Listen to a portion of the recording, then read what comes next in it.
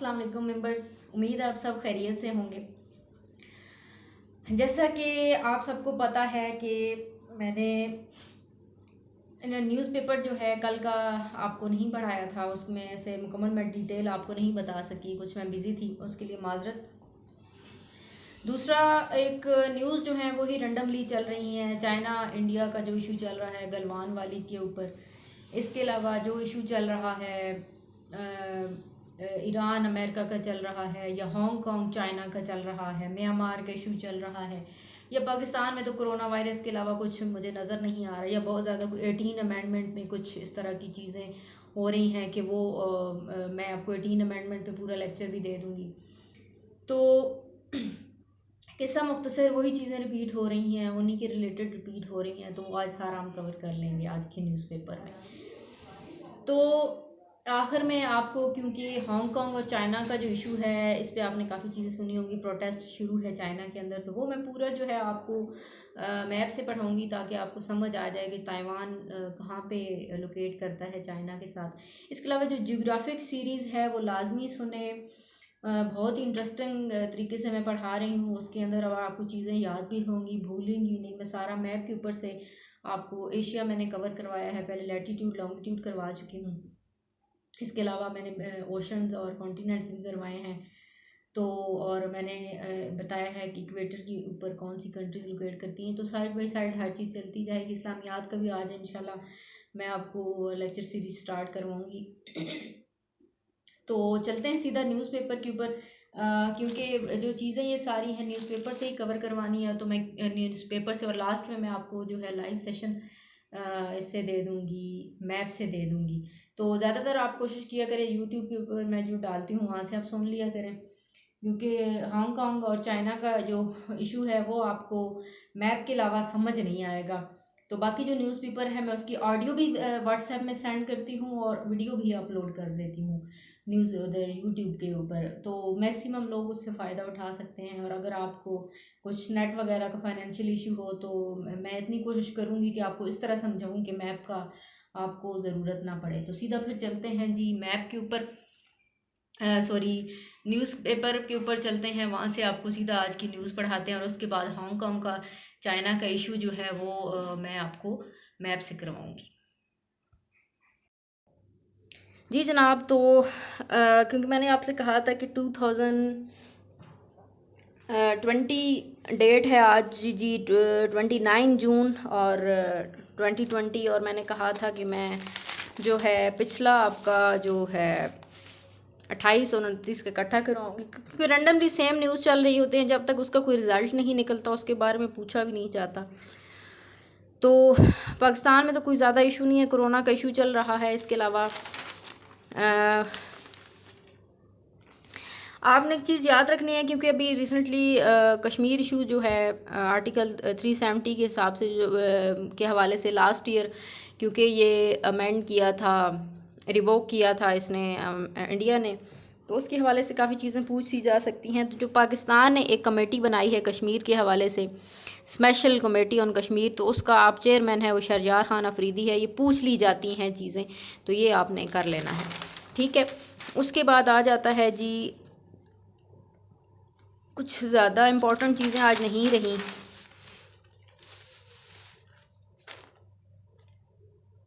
अच्छा जी, तो इन दिनों सरवर खान साहब जो हैं ना बड़े हिट जा रहे हैं, गुलाम सरवर खान एविएशन के जो मिनिस्टर हैं सिविल एविएशन के। तो टोटल 860 पायलट्स हैं, जिसके अंदर से 262 जो हैं वो सस्पिशियस करार दिए गए हैं, ठीक है, जिनके लाइसेंस डबियस करार दिए गए हैं। तो देख लें हमारे मुल्क की हालात के, एक मैट्रिक पास बंदा जो लाइसेंस जिसके पास सस्पिशियस है उसका कोई अता पता ही नहीं है, और कुछ तो इम्तिहानात में भी उसकी जगह दूसरे लोग बैठते रहे हैं। तो इस तरह करके ये लोग पास करते रहे हैं और लोगों की ज़िंदगियां दो पे लगाते रहे हैं। तो 262 जो मेंबर्स हैं उसके अंदर से वो सस्पिशियस हुए हैं। टोटल जो तादाद है पायलट की वो 860 है जी, ठीक है। इसके अलावा जी हाँ जी, आज जो मोस्ट इम्पॉर्टेंट जो ऑथर के बारे में पूछा जा सकता है, आपको पता है मलीहा लोधी का आज आर्टिकल छपा है। मलीहा लोधी हमारी साबका UNO एम्बेसडर भी हैं, एनवॉय रही हैं। तो तो इन्होंने आज आर्टिकल लिखा है और उसके अंदर अब्दुल सत्तार साहब की जो बुक है पाकिस्तान फॉरेन पॉलिसी 1947 to 2019, इनकी बुक का नाम मैं रिपीट कर देती हूँ। उन्होंने बुक का हवाला दिया है मलिया लोधी ने आर्टिकल के अंदर, और ये बुक है भी बड़ी इंपॉर्टेंट बुक का नाम है जी फॉरेन पॉलिसी 1947 टू 2019। ठीक है, पाकिस्तान फॉरेन पॉलिसी 1947 टू 2019 ये किताब है अब्दुल सत्तार साहब की है। अब्दुल सत्तार का मैं थोड़ा सा बताती चलूँ कि अब्दुल सत्तार साहब जो हैं ये साबका हमारे एम्बेसडर रहे हैं और उन्होंने 39 ईयर्स सर्व किया है फॉरेन सर्विसेज के अंदर, और पाकिस्तान के साबका UN एम्बेसडर भी हैं। तो इस वजह से इनकी ये बुक जो है याद रखने के लिए ज़रूरी है, अब्दुल सत्तार की जो बुक है। अच्छा जी, एक क्योंकि आपको पता है फवाद चौधरी और मुफ्ती मुनीब का दोनों का बड़ा कंट्रोवर्सी चल रही है, तो रमज़ान और ज़ीका ज़ेल हज और रजब ये जो चारों महीने हैं इनके आपने नंबर याद रखने हैं कि ज़ीकत कौन से नंबर पे आता है, रमज़ान कौन से नंबर पे आता है। हमेशा रजब और रमज़ान और ज़ीकत और ज़िल हज इनकी नंबर लाजमी पूछ लिए जाते हैं एग्ज़ाम के अंदर, तो ये एक दफ़ा आपने देख लेना है कि ये कौन से नंबर पे आता है। सही है।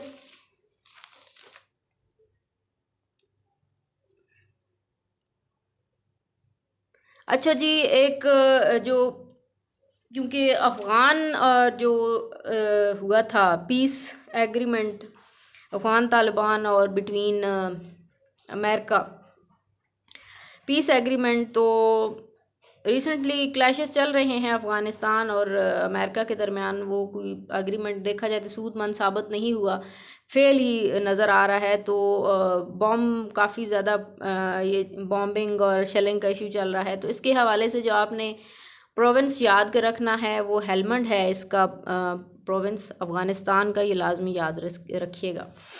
और चाइना का जो है नेशनल पीपल कांग्रेस जो असम्बली का नाम है इसको आपने कर लेना है। मैं हांगकांग अभी मैप पे आपको करवाऊंगी, इसकी वजह से हो सकता है पूछा जाए इसका।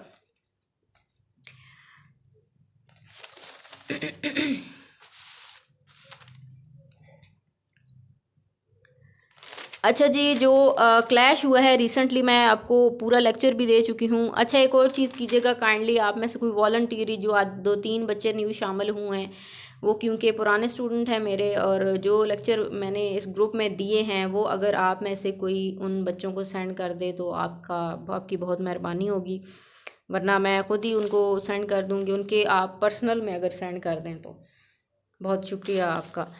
तो चाइना इंडिया का इशू चल रहा है गलवान वैली पे। मैंने इस पे पूरा लेक्चर भी पिछले न्यूज़पेपर में दिया है ताकि वो भी बच्चे इसको पढ़ सकें। मैं थोड़ा सा आपको करवा देती हूँ कि गलवान वैली जो है तिब्बत और जो अरुणाचल प्रदेश के दरमियान है, तो वहाँ पे क्योंकि इंडिया और चाइना का एक सीज़ फायर चल रही थी कि 90s में हुई थी ये कि जो चाइना है और इंडिया है एक दूसरे के ऊपर शेलिंग या इस तरह की नहीं करेंगे। वैसे तो काफ़ी फेमस इनकी वीडियोस आती रहती हैं, हाथापाई की जो आती हैं वीडियोस। तो ये आपने यहाँ पे सिर्फ इतना याद रखना है कि जो रिसेंटली क्लैश हुआ है इंडिया चाइना का, तो इसमें गलवान वैली में जो 20 हैं वो उनके जो इंडिया के फ़ौजी हैं वो मारे गए हैं। तो ये आपने कहता तो 20 ही हैं, तो मेरी जो मुख्तलिफ मैंने रिसर्च और नॉलेज की हैं काफ़ी ज़्यादा मारे गए हैं। और इसके अलावा हमास पे मैं आपको पूरा लेक्चर दे चुकी हूँ कि हमास किस तरह बनी थी वर्ल्ड वार 2 के बाद। इसकी इसराइल फ़लस्तीन जो इशू चल रहा है।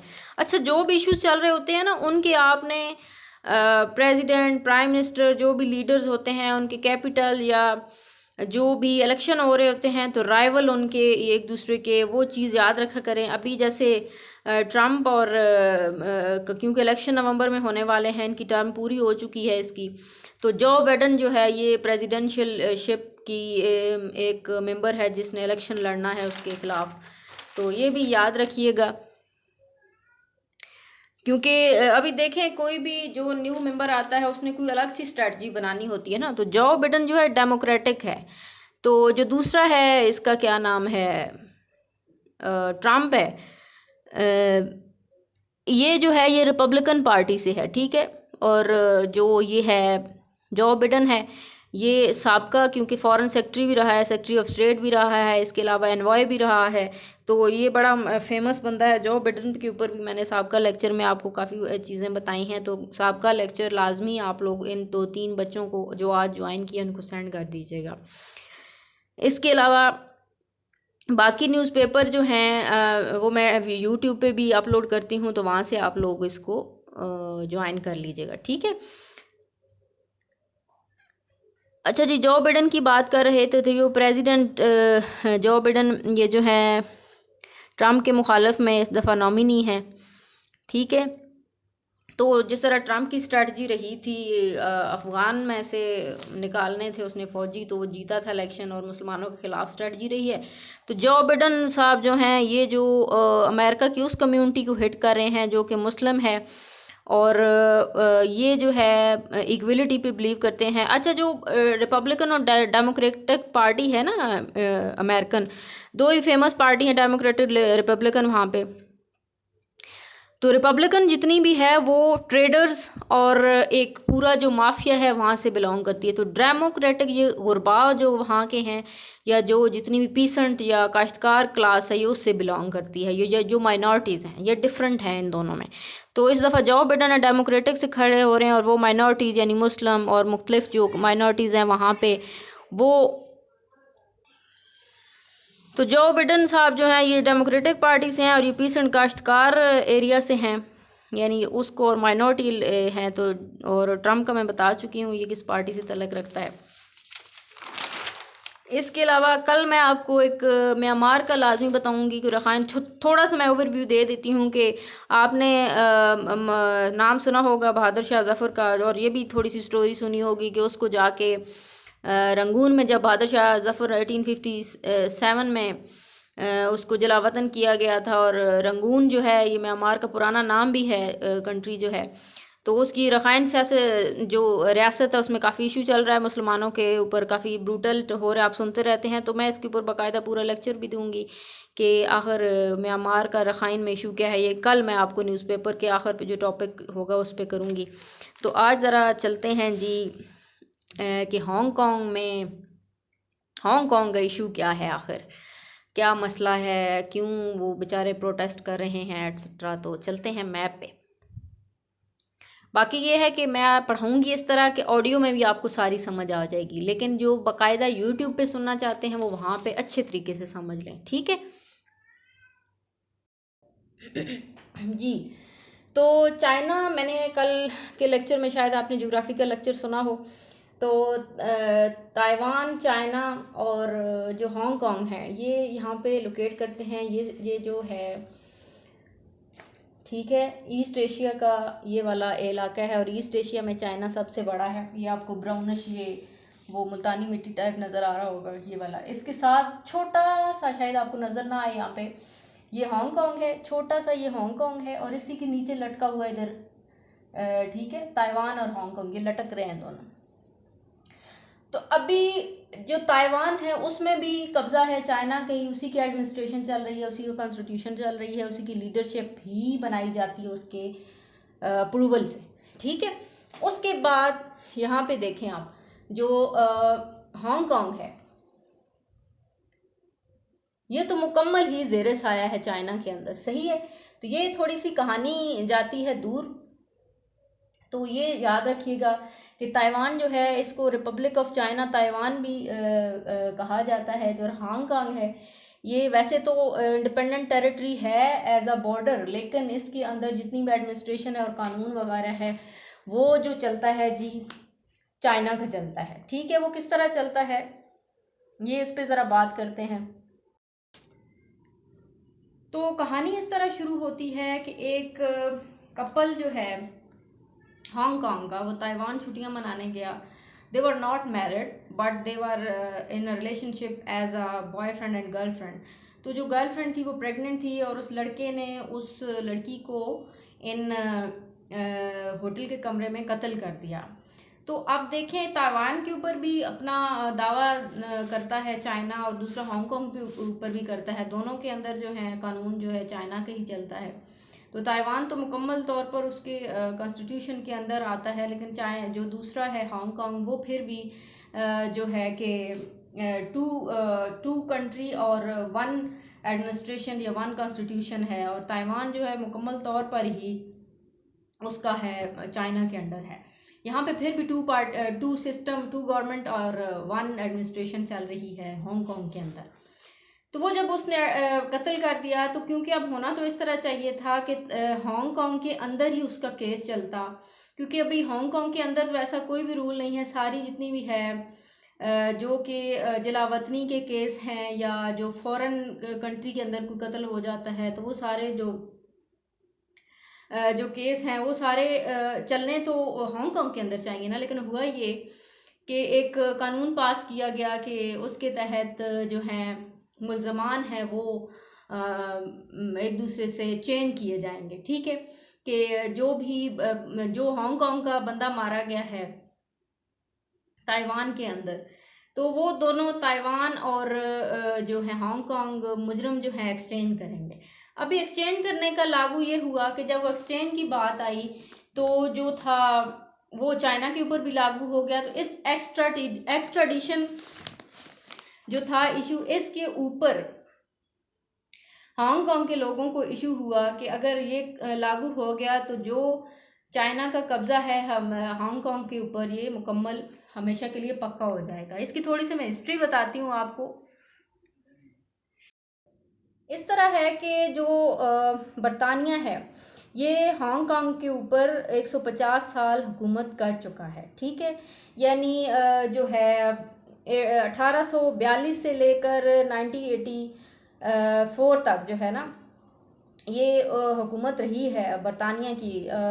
तो उसके बाद जो बरतानिया है उसने ये कहा कि जो सारे का सारा जो एडमिनिस्ट्रेशन है, क्योंकि बरतानिया काफ़ी कमज़ोर हो गया था। आपको पता है बरतानिया ने कॉलोनियाँ बनाई हुई थी मुख्तलिफ इलाकों में, श्रीलंका, बांग्लादेश, हमारा जो इलाका है सारा पाकिस्तान, इंडो पाकिस्तान आज़ाद हुआ, तो ये फिर आहिस्ता आहिस्ता उसने रिलीज़ करना शुरू कर दिए। ठीक है, तो हुआ इस तरह के 1842 में के बाद जब 150 साल हुकूमत कर चुका, 1984 आ गया, तो अभी 89 ये जो था 1842 में, इसमें अब देखें कि मज़ीद जो है चाइना को दे दिया गया कि तुम 99 साल इस पर मज़ीद हुकूमत करो।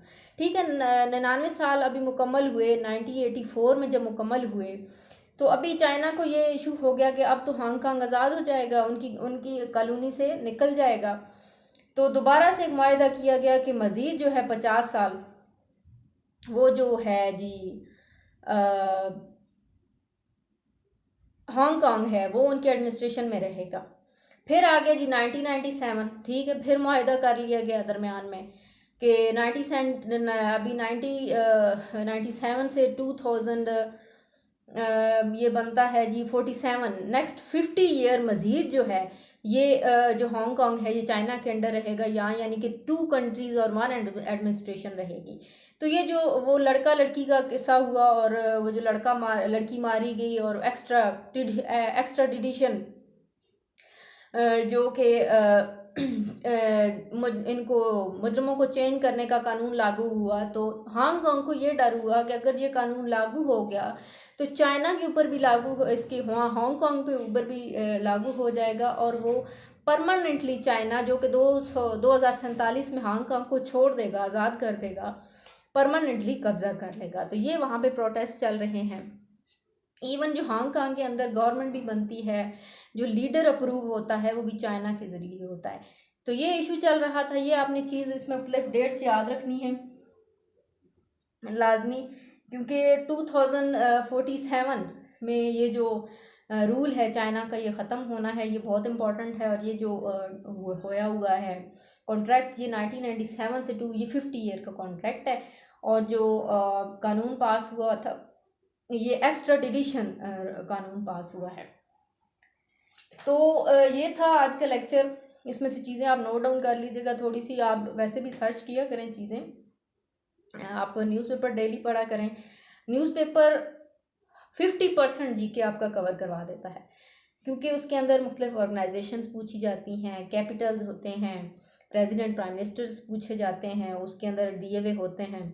जो भी करंट इशू चल रहा होता है उसके मुताबिक लीडर्स के नाम एट्सट्रा, कॉन्स्टिट्यूशन के बारे में कुछ ना कुछ दिया हुआ होता है। तो न्यूज़पेपर जो होता है ये मैं सजेस्ट करती हूँ कि 50% जीके वैसे ही कवर करवा देता है, क्योंकि करंट से जीके बहुत उठाया जाता है। तो ये था आज का लेक्चर। बाकी जो है मैं फ़ी आपको पता है मैं क्या लेती हूँ। सिर्फ एक दुआ है, मेरे वाला साहब के लिए दुआ कर दिया करें। शुक्रिया जी, एंड अल्लाह।